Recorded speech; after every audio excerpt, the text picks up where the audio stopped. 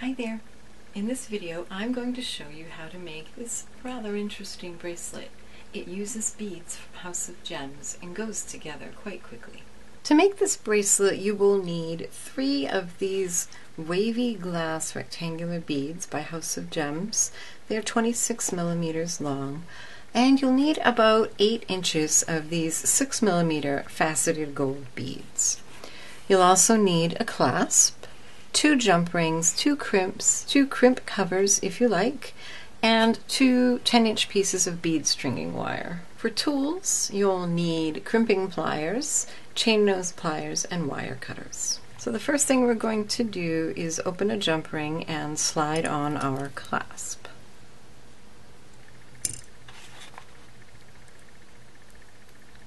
This clasp and the jump rings are also from House of Gems.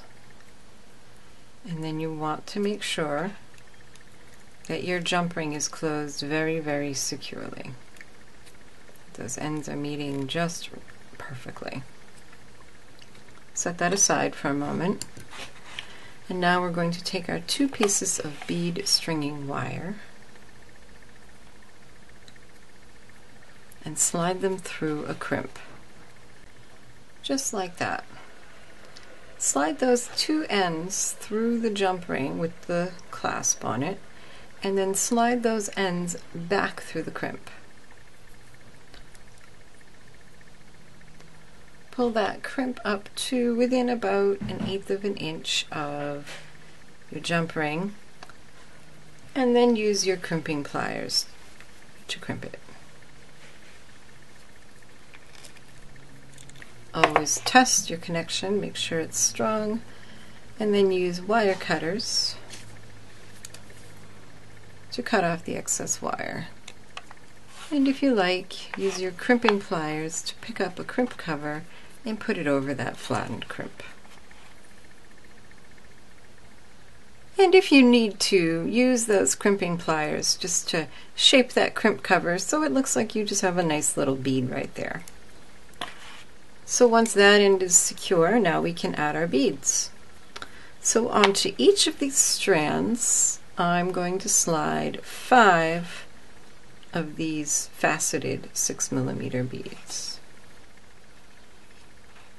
And once those are on there, bring the 2 ends of your wire together and slide them both through one of these funky wavy glass beads. I've never seen anything quite like these.